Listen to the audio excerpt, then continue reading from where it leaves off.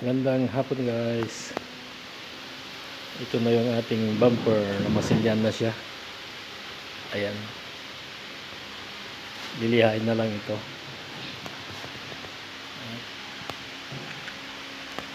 Lilihain na lang. Tapos nang namasilyan. Tuyong-tuyo na siya. Ayan, mga guys. Ito naman yung kanyang door. Ayan.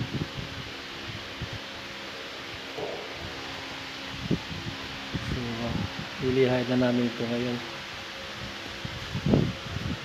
Ito naman yung kanyang bumper. At yung sa kanyang side step. Ayan. So napakaraming trabaho ito mga guys.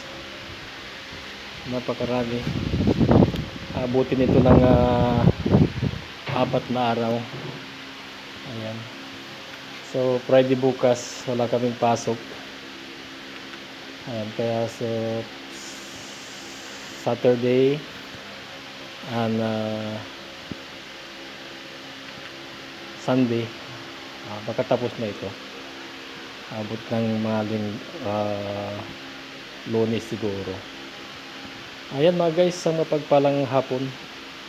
Good afternoon and God bless everyone.